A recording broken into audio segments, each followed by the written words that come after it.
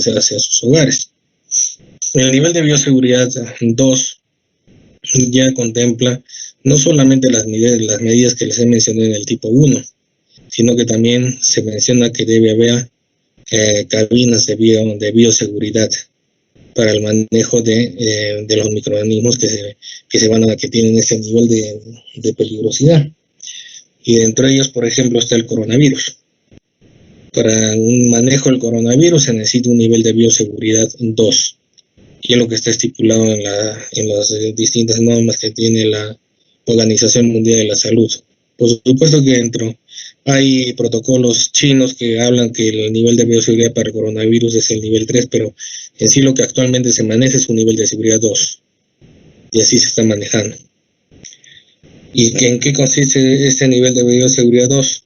En implementar estas cabinas de protección personal, ¿no? Las cabinas de flujo laminar, cuya eliminación del aire que circula dentro de estas cabinas debe hacerse hacia el exterior y no recircular dentro de lo que es el laboratorio.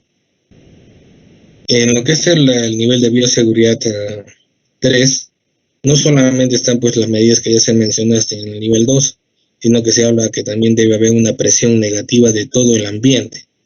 Eso significa que el aire que está dentro del laboratorio se tiene que aspirar y se tiene que filtrar por filtros HEPA y posteriormente eliminarlo hacia el exterior. Esos son nivel de bioseguridad 3. Ejemplo de microorganismo que se maneja a ese nivel pues es el Mycobacterium tuberculosis. Entonces tiene que manejarse en ese nivel de bioseguridad porque es altamente contagioso. Y por último, el nivel de bioseguridad 4, en la cual es un ambiente en la cual tiene que haber tanto el ingreso y la salida del aire es filtrado por filtros HEPA, y también los operadores dentro tienen pues trajes conectados que les proporcionan oxígeno filtrado. Entonces son esos trajes que han visto pues, como casi de astronautas. En ese nivel acá se maneja, ya son microorganismos pues altamente contagiosos y peligrosos para la comunidad. Ejemplo pues el virus del ébola, ¿no? Entonces, como se dan cuenta, de acuerdo al tipo de microorganismo que se maneja en el laboratorio, es que también se asocia con el nivel de bioseguridad.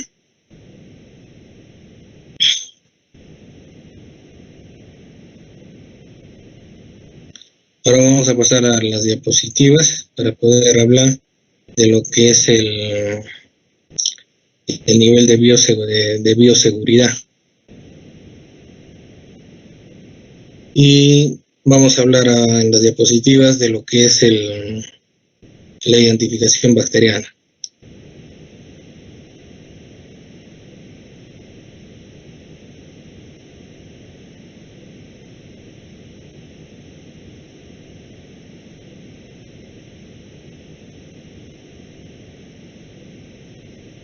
¿Ven la diapositiva? Sí, doctor. Sí, doctor. Ya, ¿ha cambiado?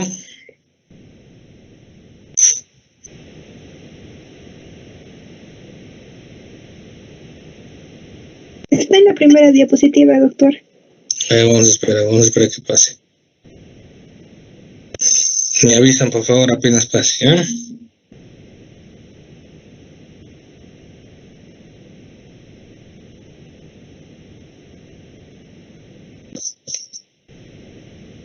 ¿Pasó?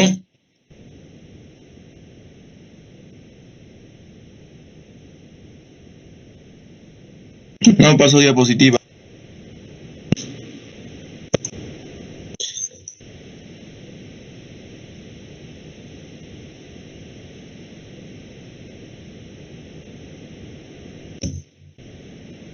Ya, ahí. Sí, doctor, está en la segunda. Ya. Entonces, dentro de lo que es la identificación bacteriana, ¿por qué creen que nosotros debemos valorar y ver lo que es la identificación bacteriana? ¿Para qué sirve? ¿Cuál es el objetivo?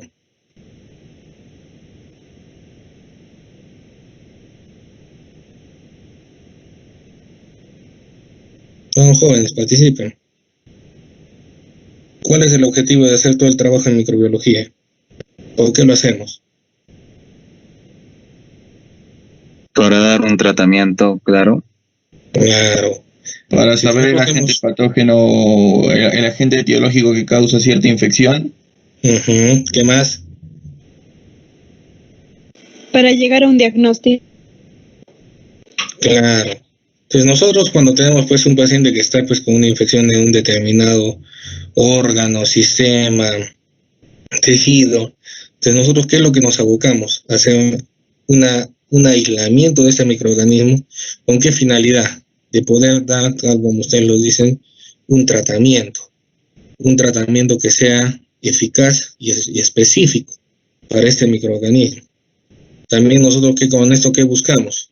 Acortar o cortar pues la infección, porque nosotros lo que vamos a buscar es eliminar este microorganismo para que nuestro paciente pueda pues sanar, ¿no? Y por supuesto que también hacemos todo este trabajo también para qué, para que también tengamos un control epidemiológico y veamos y hagamos un seguimiento de estos microorganismos si es que son altamente contagiosos, por ejemplo el coronavirus, ¿no? Que ahora estamos viendo pues cómo se está contaminando pues todo el mundo. Entonces, dentro de lo que es la labor principal del laboratorio de microbiología, uno es la identificación de los microorganismos implicados en procesos clínicos asociados a infecciones. La gran mayoría de patologías que ustedes van a ver toda su vida están asociadas a un agente etiológico, ya sea del tipo bacteriano, viral, de hongos, priones, etcétera, etcétera, está relacionada con un agente etiológico. Y es por eso que nosotros tenemos que hacer una identificación. Segundo, conocer las implicancias patológicas y la evolución clínica. Vamos a ver que estos microorganismos pues no los vamos a encontrar pues al azar en distintas partes de la economía del organismo. Algunos van a ser más frecuentes en unos determinados órganos y otros no. Por ejemplo, las enterobacterias es más frecuente encontrar que producen infecciones a nivel de lo que es el aparato urinario. Y en cambio los estreptococos o estafilococos generalmente producen infecciones en el aparato respiratorio. Entonces, eso nosotros tenemos que llevar esas salvedades y esas asociaciones para poder sospechar lo que yo voy a aislar en una determinada muestra biológica. Tercero, aplicar una terapia antimicrobiana eficaz. Si yo hago un buen aislamiento, una buena identificación, es lógico que voy a indicar una buena terapia. Y por último, asignar una especie al aislamiento. Nosotros, a medida que vamos haciendo las pruebas de laboratorio, lo que buscamos uno es ser certeros y dos, ser también altamente específicos. Lo que tengan en cuenta que dentro de un género bacteriano vamos a encontrar distintas especies y es importante también poder hacer esa identificación para también poder ser específicos en el tratamiento. Entonces, por lo tanto, la importancia del laboratorio de microbiología es para ver la evolución clínica, el tratamiento antibiótico oportuno y eficaz, y como le dije también después ver el aspecto de lo que es la epidemiología. Porque nosotros después tenemos que ver en qué este microorganismo, en qué poblaciones es más frecuente, en qué países, si es que es altamente contagioso, cómo se transmite, cómo se puede controlar. Entonces, mediante todos estos estudios nos abocamos también a la parte desde el punto de vista epidemiológico. Entonces, esa es la importancia del por qué nosotros hacemos pues esta identificación bacteriana. Y vamos a encontrar distintos métodos de poder hacer esta identificación. Entre ellos están los métodos fenotípicos o tradicionales, los métodos moleculares y los métodos basados en proteómica. Los métodos fenotípicos o tradicionales son los que normalmente van a encontrar en los hospitales y en universidades, en la cual nosotros utilizamos nuestros sentidos para poder detectar y ver las características de estos microorganismos y hacer identificación. Los métodos moleculares ya no aplica pues acá los sentidos, sino más que todo la parte de la genética, ver el material genético y ver la especificidad en lo que es la presencia de genes, para hacer tanto lo que es la identificación bacteriana y también lo que es el estudio de resistencia. Esa es pues la gracia de estos métodos modernos, ¿no? Mientras con los métodos fenotípicos o tradicionales, nosotros pues nos demoramos pues más tiempo, pero es un trabajo pues mucho más fino, más prolongado, pero lo malo es que demora mucho tiempo. ¿Cuánto creen que demora un cultivo de micobacterias?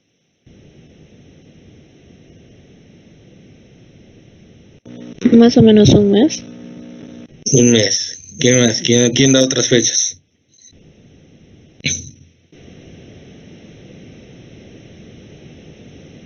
Somos jóvenes, participen.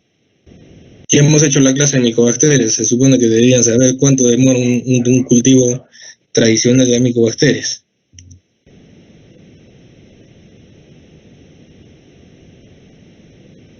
Es de 60 días. ¿Cuánto demora un cultivo de dermatofitos?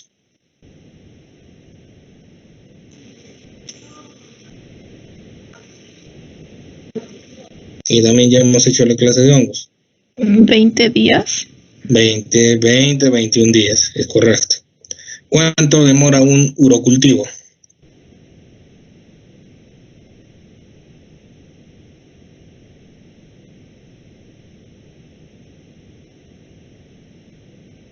Bueno, jóvenes, eso lo van a ver toda su vida. Tienen que saber cuánto dura pues un urocultivo. ¿Cuánto creen que dura un urocultivo? Un día. 1 a 2 días. Demora de 3 a 4 días. Entonces, dense cuenta todo el tiempo que demora para poder hacer un diagnóstico. Vamos a la parte de las micobacterias. Demora 60 días el tradicional. ¿Cuánto creen que demora con un estudio molecular? En el GeneXpert, que es un equipo. ¿Cuánto creen que demora hacer la identificación de la micobacteria? Días, doctor. Demora 5 horas. Es así de bastante corto. Demora solo 5 días. 5 horas.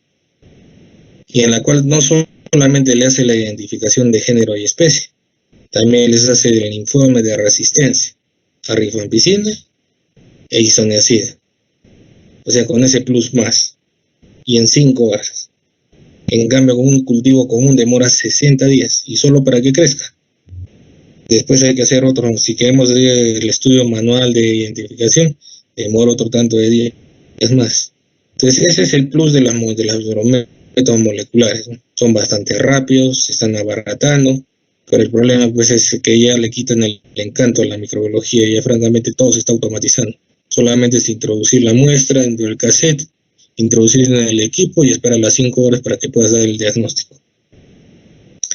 Los métodos basados en proteómica es casi también lo mismo, similar, pero acá se hace el estudio de determinados productos proteicos que hacen especificidad hacia los genes de determinados grupos bacterianos.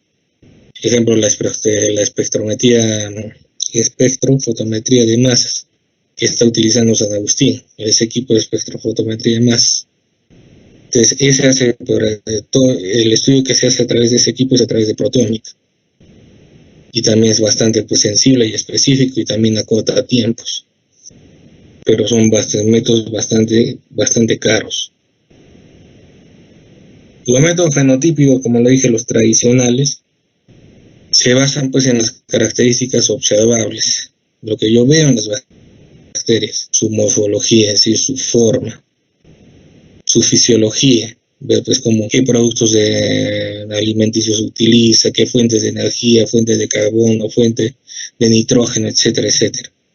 Las tolerancias a los álcalis, tolerancia a los ácidos, tolerancia a los grados de sal que hay en los medios de cultivo. La parte inmunológica, ver las reacciones antígeno-anticuerpo, ver detección de anticuerpos, detección de antígenos, para poder hacer la identificación de nuestras bacterias.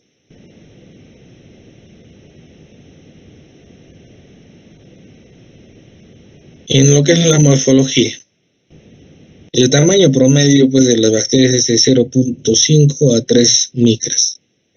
Las bacterias que son de importancia clínica para nosotros miden de 0.4 a 2 micras.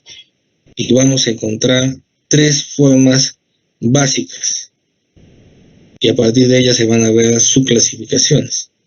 Tenemos lo que son los cocos, los bacilos y los espirilos. Los cocos son estas estructuras así esféricas, circulares.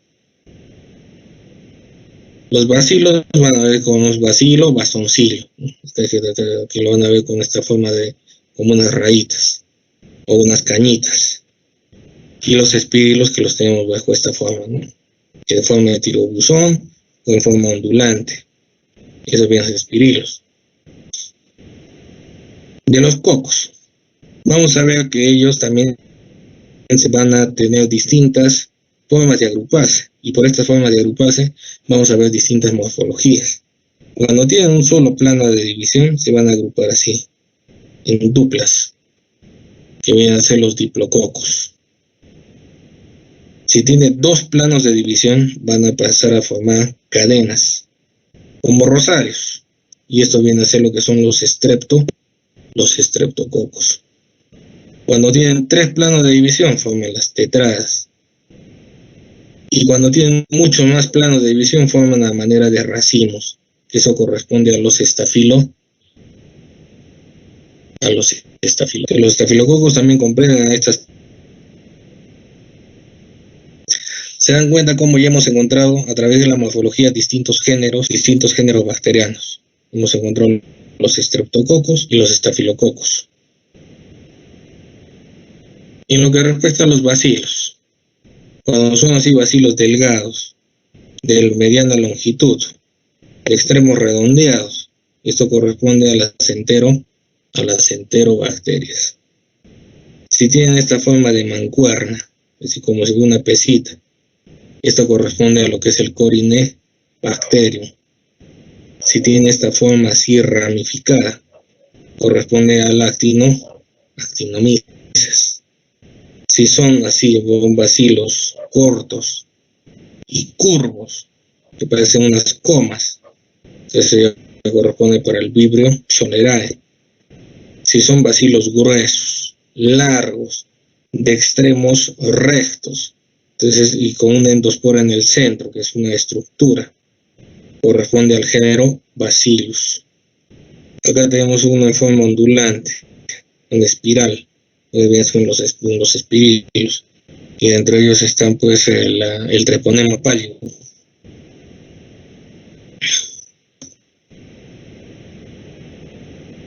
Ahora, nosotros también no solamente vamos a observar esta micromorfología, sino que también vamos a poder observar comportamientos tintoriales. Y hay una coloración básica en lo que es la microbiología, que va a agrupar a los microorganismos en 2 grupos, gram positivos y gram negativos, la coloración de gram. Entonces, ahí viene la pregunta, ¿por qué hay microorganismos que son gram positivos? ¿Y por qué hay microorganismos que son gram negativos? Esto ya lo deben haber visto en sus clases teóricas con la doctora Noemí. ¿Por qué tenemos microorganismos gram positivos y microorganismos gram negativos? A ver, jóvenes.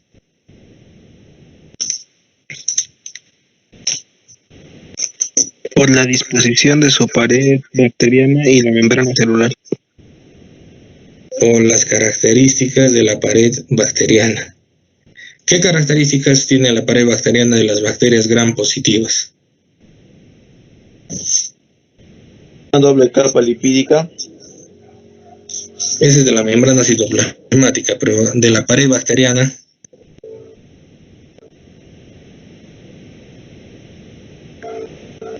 Tiene los ácidos teitoicos y los lipoteitoicos, algo así. Ya, ¿qué más? Peptidoglicano. Formado por el peptidoglicano. Tiene abundante peptidoglicano. Todo el espesor de la pared bacteriana está hecha de peptidoglicano. Y acá hay un componente también, tal como usted lo mencionó, que es especial, que solamente están en las bacterias gram positivas, que vienen a ser los ácidos lipoteicoicos y los ácidos teicoicos. Como vamos a ver más adelante, estos van a contribuir al fundamento de la coloración de Gram. En las bacterias Gram negativas, ¿qué vamos a encontrar? Es una pared celular tiene más estructuras. Hay una membrana externa, esta membrana externa hay porina,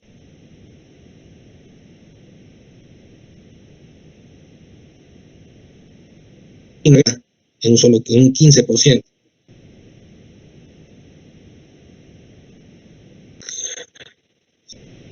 Se corta.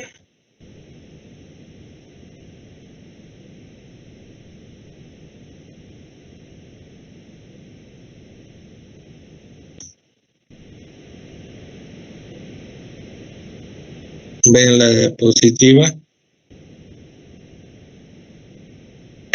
Sí, doctor. Ya. Entonces, acá estamos viendo la pared bacteriana Gram negativa. Como les dije, acá está la membrana externa con sus porinas. El peptidoglicano, que es bastante escaso, solamente corresponde a un 15% de lo que hay presente, digamos, en una bacteria Gram positiva. Y además también tenemos acá una estructura orgánica especial, que viene a ser lo que es el lipopolisacárido. ¿Cuáles van a ser los componentes de este lipopolisacárido? Son 3. El antígeno O, que es el antígeno somático, los núcleos de carbohidratos, internos y externos. Y más internamente lo que es el lípido A o endotoxina. Entonces, esas son las 3 características o las 3 partes de lo que es el lipopolisacárido. Y acá para recapitular y comparar a los dos tipos de microorganismos. Acá tenemos a las Gram positivas, donde tenemos todo este espesor de peptidoglicano con la presencia de los ácidos teicoicos y lipoteicoicos. Y acá tenemos a las Gram negativas con su membrana externa, su capa de peptidoglicano que es delgadita, por debajo tenemos el espacio periplasmático, y vemos que en la membrana externa hay presencia de porinas. Y lo básico aquí es la presencia de los lipopolisacáridos.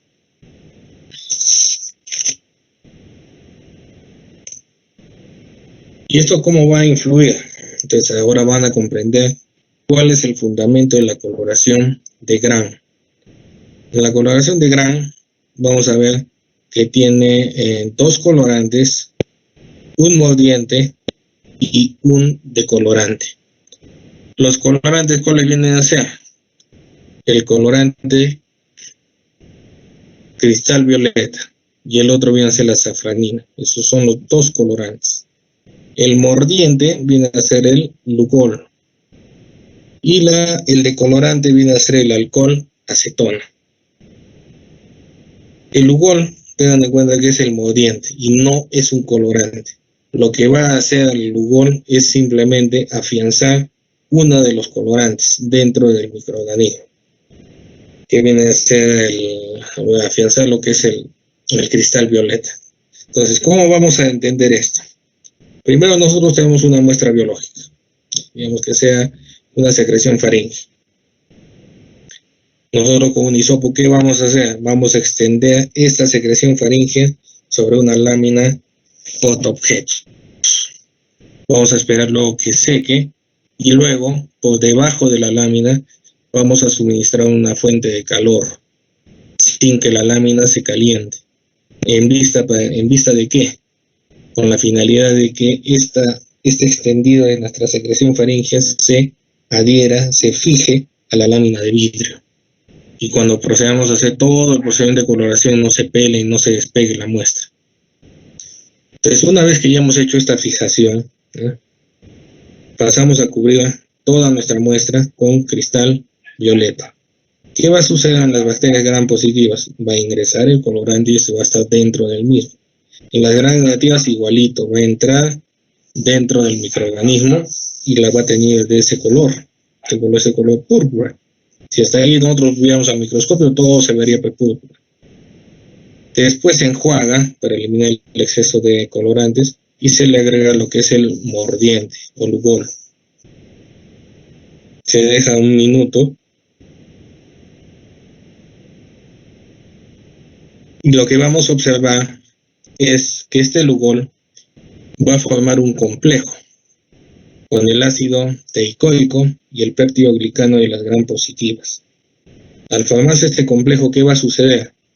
La pared celular se va a hacer impermeable y va a retener a lo que es el cristal violeta. ¿Qué va a suceder en las gram negativas? Este lugar no se va a poder formar estos inmunocomplejos debido a dos cosas. Aquí hay poco peptidoglicano y dos, que no hay ácidos teicoicos ni lipoteicoicos.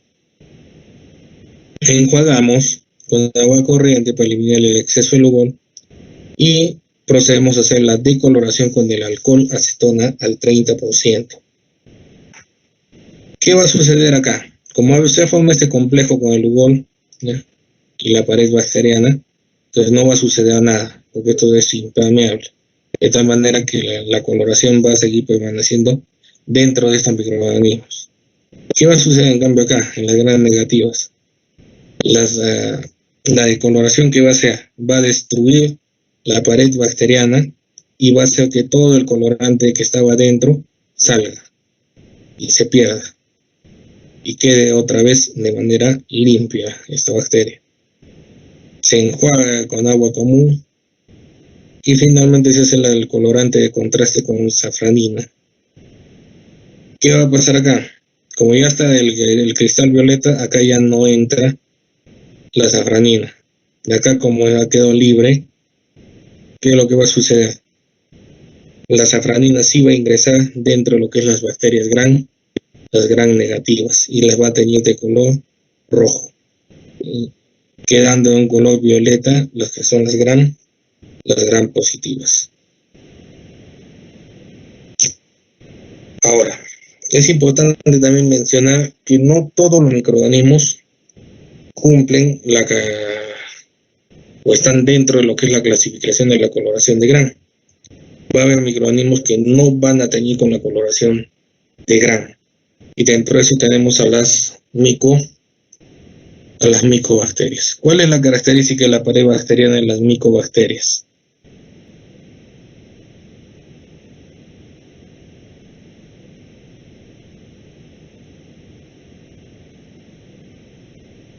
¿Tienen ácidos micólicos?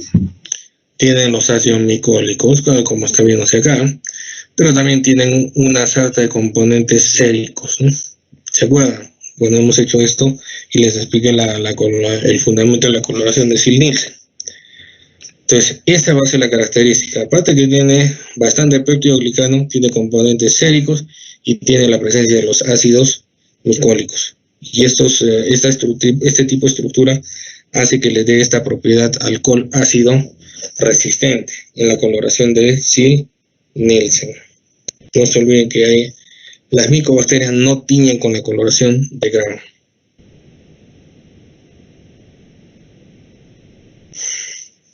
Y acá tenemos la recapitulación de lo que vimos, ¿no? De los cocos, cómo forman los diplococos, los streptococcus, las tetradas y sarcinas, que están asociadas también con Staphylococcus aureus, y acá tenemos el estafilococo,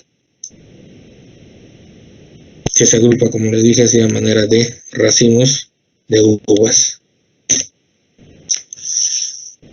Es importante también que nosotros podamos encontrar determinadas estructuras dentro de lo que es la identificación de estos microorganismos, y dentro de ellos tenemos la cápsula. Y acá está. Esta viene a ser la cápsula de lo que es el Streptococcus pneumoniae o neumococo. ¿Qué sirve para identificarlo? Sí, sirve, pues. Vamos a ver más características más adelante. Acá. ¿Qué es lo que está observando acá en esta flecha?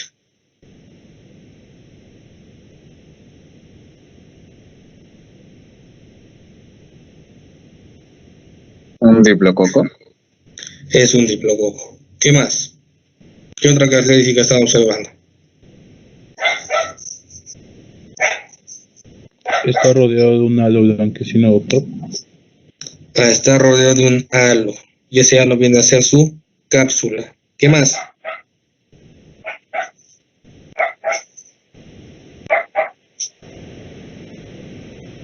¿Qué más, jóvenes? ¿Qué más observan?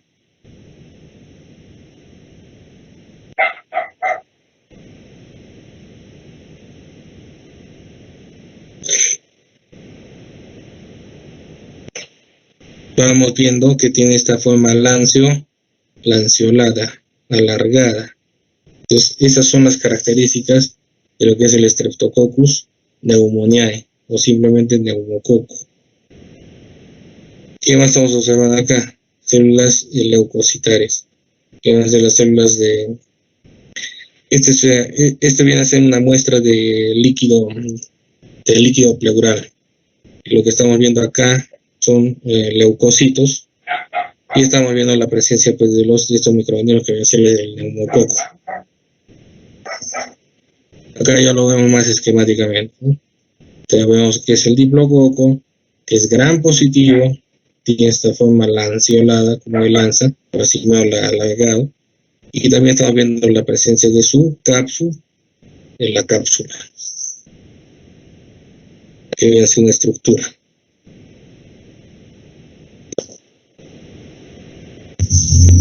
Y hay una coloración que se utiliza para poder evidenciar las cápsulas, que viene a ser la coloración de HISS, H-I-S-S. ¿Qué es lo que va a permitir evidenciar? Aparte del diplococo, va a permitir evidenciar esto, es decir, la cápsula.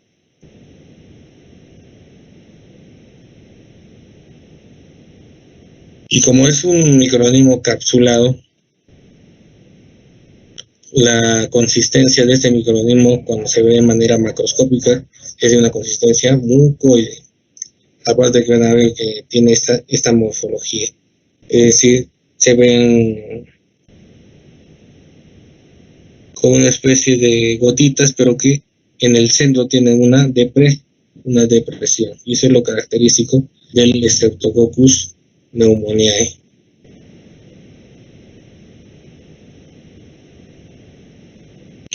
¿Qué células están viendo acá?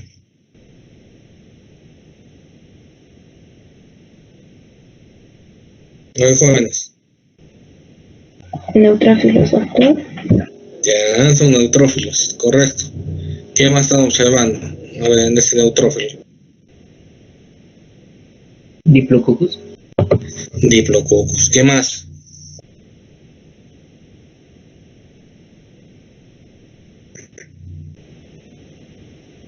Vamos, jóvenes. Están medios como aplanados, doctor. No sabría decir. ¿De qué color lo estás viendo, pues? Rojo. Pero Rojo. Entonces son gran, porque esta es una coloración de gram. Entonces son gran negativos. Entonces estamos viendo ya características acá. Uno, son diplococos. Son gran negativos. En su mayor parte son principalmente intracelulares. ¿Qué más están observando los diplococos?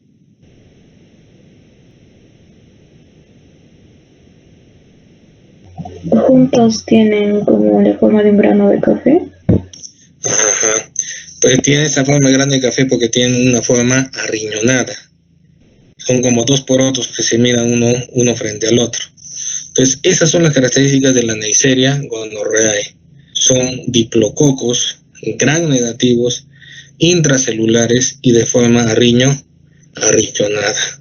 Esta es una muestra de secreción uretral, porque ese es el daño que produce este microorganismo. A nivel genital produce una infección de transmisión sexual. En los hombres se ve como una descarga uretral. Lo mismo también en las mujeres. A nivel vaginal hay esa descarga uretral de pus. Entonces, esto es lo que se coge y se hace láminas. Y a veces nos damos con estas sorpresas, ¿no? Que tenemos un montón de ahí, pero estos están casi por fuera. Y vemos que los diplococos, están por fuera de las células. Y vamos a ver otros que, como característicamente hemos visto en la otra diapositiva, los diplococos están dentro. Acá vamos a ver esquemáticamente estos diplococos, que como les dije son de forma arriñonada. Entonces esas son las características de la Neisseria gonorrhoeae. Son diplococos gram negativos intracelulares de forma arriñonada. Esas son las características de la Neisseria gonorrhoeae. Acá tenemos otra morfología. Es un bacilo gram positivo, pero que se crece de forma ramificada. Y eso corresponde a lo que es el actinomyces.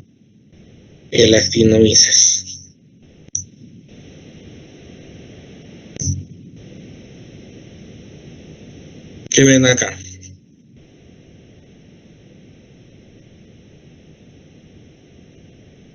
Bacilos y espiroquetas. Bacilos, no pueden ser espirilos. El espirilo tiene forma ondulante y son largos. Estos son bacilos, pero son unos bacilos cortos. ¿Qué más?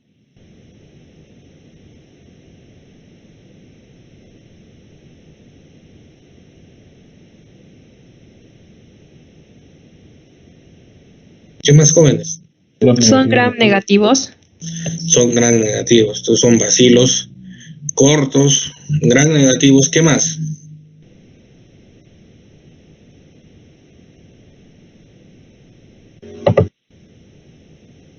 ¿Qué más observan? La curvatura, que son medios curvos. Son curvos. Entonces son bacilos cortos, gram negativos, curvos. Y esto corresponde a la característica micromorfológica de lo que es el Vibrium cholerae. Esta es una muestra de heces. Se dan cuenta la importancia de poder reconocer las características micromorfológicas de estos microorganismos para poder hacer un diagnóstico. Acá que ven.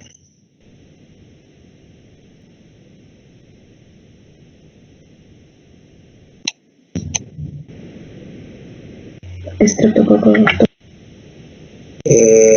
A ver, vamos por lo básico. Cocos. A ver, las formas básicas son cocos, bacilos y espirilos. ¿Qué es esto? Bacilos. Son bacilos, son bastoncillos, ¿no? No son esferas, son bastoncillos. ¿Qué características tienen estos bastoncillos? Gram positivo. Gram positivos. Son gram positivos. ¿Qué más? Son pequeños. Son gruesos, porque se dense cuenta que son bacilos bastante gruesos y largos. ¿Qué más?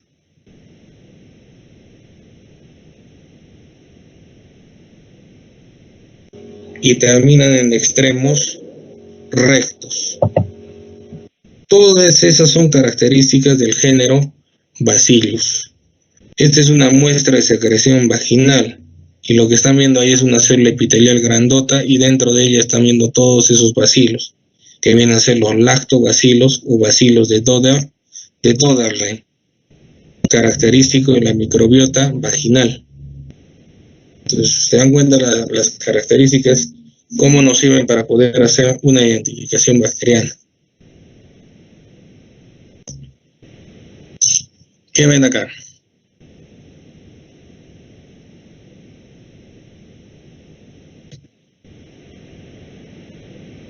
Espirilios.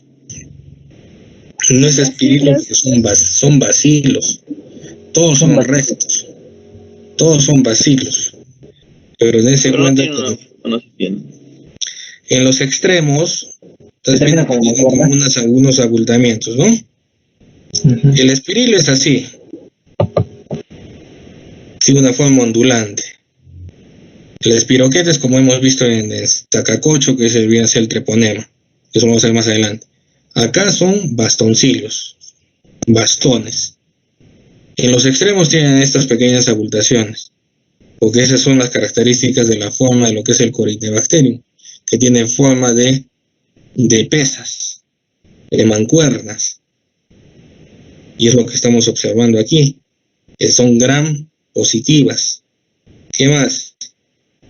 En algunos bacilos vamos a ver que van a tener dentro unas granulaciones, que van a ser las granulaciones metacromáticas. Acá sí se ven, y acá también un poco. Esas van a ser las granulaciones metacromáticas. Y eso es característico de lo que es del Corynebacterium diphtheriae. ¿Qué más? Estos bacilos se van debido a que tienen un rápido crecimiento, una rápida división, se agrupan así, a manera de empalizadas o a manera de letras chinas. Y esa es otra característica morfológica de lo que es el Corynebacterium diphtheriae. Entonces se dan cuenta de la importancia de poder distinguir la morfología para poder dar un diagnóstico.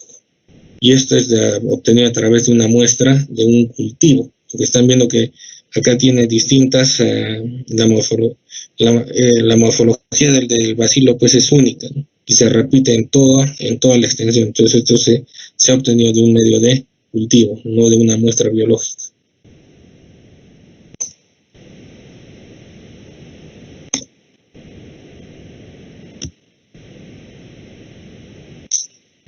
¿Qué ven acá?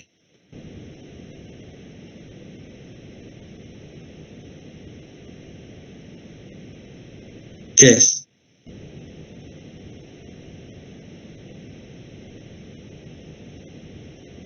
Es un bacilo. Es un bacilo. ¿Qué más? ¿Qué están observando? Un extremo medio redondo. ¿Una espora? Ajá. Estamos observando que uno de sus extremos se ha deformado, ¿no? Está deformado. ¿Y por qué se ha deformado este extremo? Por esta estructura que viene a ser una endospora terminal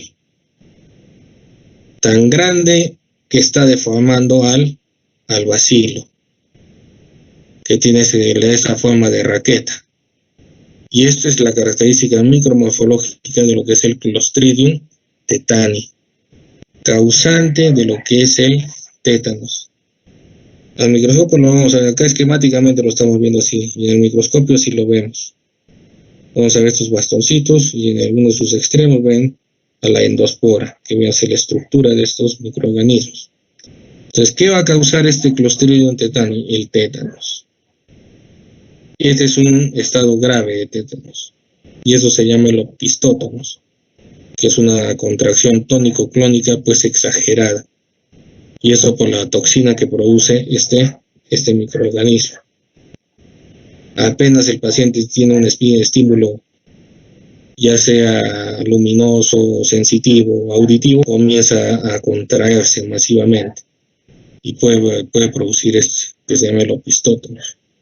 El otro es esto, que acá también se ve y acá también se ve, que viene a ser la risa sardónica.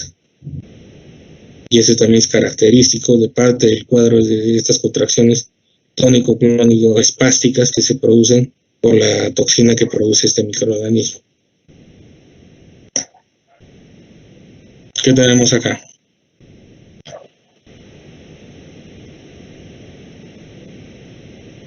Piroquetas, doctor. Es espiroqueta, ¿no? Y estamos viendo que estas espiroquetas están en un fondo medio amarillento, medio marrón, y las mismas estructuras están en un color negro. Entonces es una coloración argéntica, y esto corresponde a lo que es el treponema pallidum, causante de lo que es el sífilis. Acá tenemos para recordar lo que es el chancro duro, lo que era la sífilis primaria. Lo mismo que acá, pero esto es a nivel ya de genitales femeninos.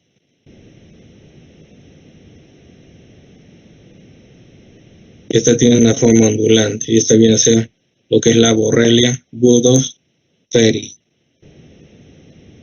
causante de lo que es la enfermedad de... ¿Qué enfermedad? De Lyme. De Lyme. La enfermedad de Lyme, que ya la hemos visto. Y finalmente acá tenemos otra espiroqueta, que viene a ser la leptospira, causante de lo que es la leptospirosis. Esta se obtiene a través de las deyecciones de la orina de los roedores infectados con este microorganismo. Y estos pueden contaminar tanto a los humanos como también a otras especies animales. Y lo que va al cuadro, el cuadro clínico de este cuadro viene a ser una fiebre hemorrágica.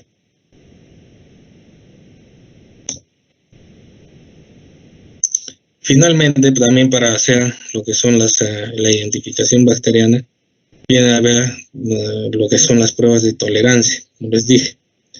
Dentro de eso hay que ver la tolerancia de los microorganismos a la concentración de hidrogeniones. Hay bacterias que van a crecer muy bien en ambientes altamente ácidos, es decir, pHs bajos. Dentro de ellos tenemos a los lactobacilos o bacilos de Doderlein. Tengan en cuenta que el pH normal de la vagina es un pH ácido. Tolerancia a los álcalis. Ejemplo, tenemos ahí el Vibrio cholerae. Es decir, pues, que para poder crecer bien estos microorganismos necesitan pHs altamente alcalinos, altos, de pH alto. Y también acá cabe mencionar de lo que es la concentración, que no se ha mencionado acá, la concentración en ambientes hipersalinos. Y dentro de esos ambientes hipersalinos tenemos a lo que es el Staphylococcus. Los estafilococos crecen en ambientes altamente saturados en sal, muy distinto a otros microorganismos que no soportan pues alimentos o medios con alta cantidad de sal. En lo que es la temperatura, tenemos microorganismos que van a soportar o pueden crecer fácilmente entre temperaturas de 0 a 20 grados centígrados, que van a ser las bacterias o microorganismos psicrófilos. Los mesófilos están la gran mayoría de patógenos que nos comprometen a nosotros y crecen entre 20 y 45 grados centígrados. Y por último, los termófilos, que crecen en temperaturas entre 55 y 80 grados centígrados. Entonces, como ven, hay distintas formas de poder hacer identificación de estos microorganismos, de acuerdo a sus tolerancias a temperaturas, tolerancias a pH, tolerancias a ambientes salinos, viendo también el tipo de alimento que utilizan, las fuentes de nitrógeno, de carbono, de proteínas. Entonces, de acuerdo a todo eso, nosotros vamos orientando y viendo la identificación de estas bacterias. Y es importante por eso que dentro de lo que son las estructuras, los estudios fenotípicos, tomar en cuenta estas características para que nosotros podamos hacer todas estas identificaciones, que a la final nos lleva a ser pues mucho más específicos de nuestro diagnóstico.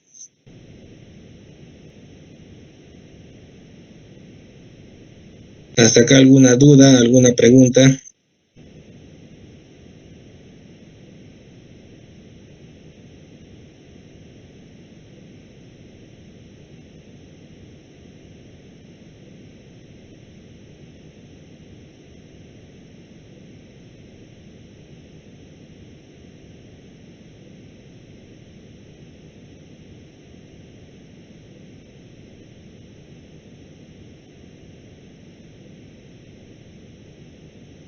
¿Ven el video?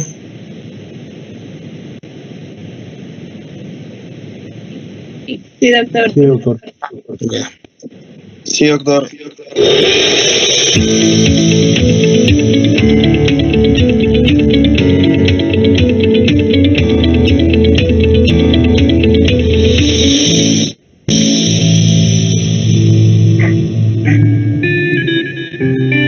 Normas de bioseguridad en el laboratorio de microbiología. Paso 1. Ingreso al laboratorio. Antes de ingresar al laboratorio de microbiología, ubique el área destinada para guardar sus objetos personales. Esta área generalmente es aislada. Al laboratorio no debe ingresar ningún accesorio como aretes, cadenas, relojes, celulares, tabletas o cualquier otro elemento que no haga parte de la indumentaria relacionada con la bioseguridad. Verifique que sus pertenencias queden seguras y en perfecto orden. Antes de ingresar, asegúrese de llevar puesta una bata de laboratorio adecuada. Esto implica que debe ser de un material antiderrames, de su talla, además que esté limpia y bien asegurada. Paso 2. Implementos de protección básicos. Una vez en el laboratorio, ubique los implementos de protección básicos para un laboratorio de microbiología. Esto incluye un gorro protector. Se sugiere llevar el cabello recogido, gafas protectoras, guantes nuevos y desechables de látex o de nitrilo. Asegúrese que sean de su talla para que le permitan trabajar de una manera cómoda y segura. Finalmente, ubique el tapabocas. Es importante llevar pantalón largo y zapatos cerrados. No es permitido el uso de pantalón corto, gorras, chancletas, sandalias o cualquier otra prenda diferente a las ya mencionadas.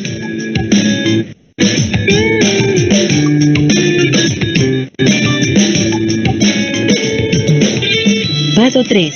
Implementos de protección especializados. En el caso de manipular sustancias tóxicas o corrosivas, se debe llevar una máscara de protección especializada y debidamente ajustada. La manipulación de estas sustancias se debe hacer en una cabina de extracción y con todas las medidas de protección y precaución que prevengan el contacto con gases y eviten derrames peligrosos que pongan en riesgo la seguridad del operario. Nunca haga uso de la boca para disponer de estas sustancias. Se debe usar una pipeta y un pipeteador manual o automático. Paso 4. Implementos de protección especial.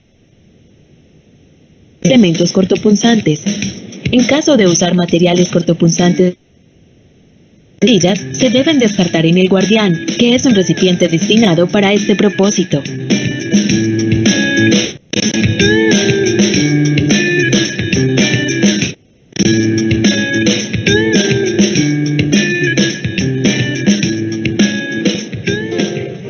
Paso 5. Precauciones durante el trabajo en el laboratorio. Antes de iniciar el trabajo en el laboratorio, asegúrese de tener disponible todo el material necesario para desarrollar un procedimiento adecuado. Se sugiere tener en el lugar de trabajo la guía de laboratorio o protocolo a seguir. Para trabajar en el laboratorio de microbiología, es ideal tener una cabina de flujo laminar que garantice unas condiciones de esterilidad. De no contar con estos equipos, es necesario hacer una limpieza y desinfección muy rigurosa del área de trabajo con soluciones desinfectantes. El alcohol al 70% el más utilizado para este fin. Adicionalmente, es necesario el uso de mecheros para garantizar un ambiente lo más estéril posible. Se debe tener precaución con el uso de estos instrumentos para prevenir quemaduras. Todo el material y reactivo usado en el laboratorio de microbiología debe ser estéril o garantizar que su composición o manipulación no vayan a interferir con las características microbiológicas propias del procedimiento.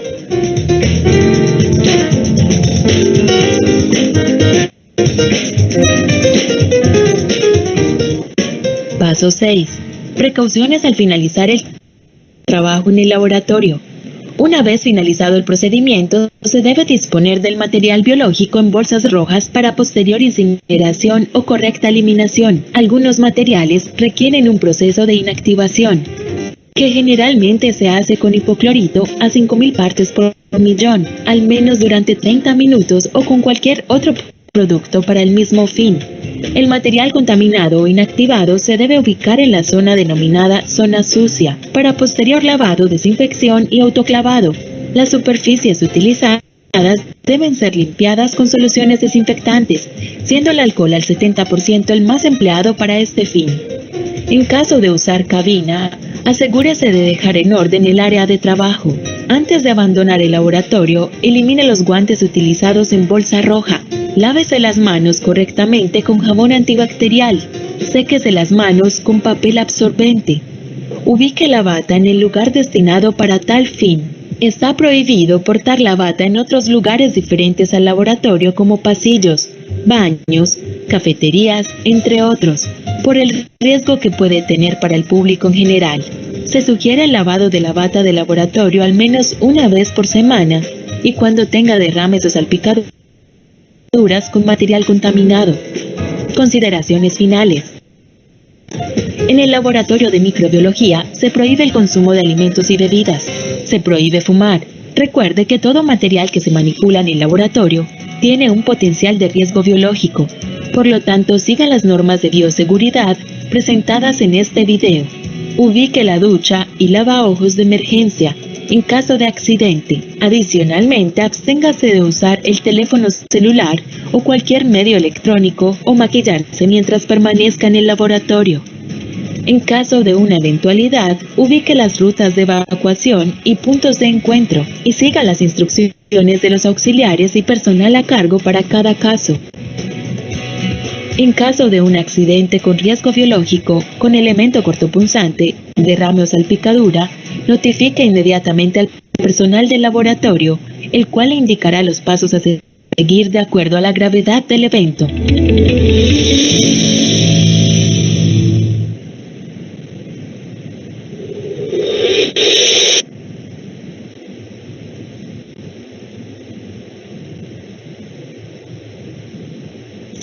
Listo, jóvenes, hasta acá alguna duda, alguna pregunta.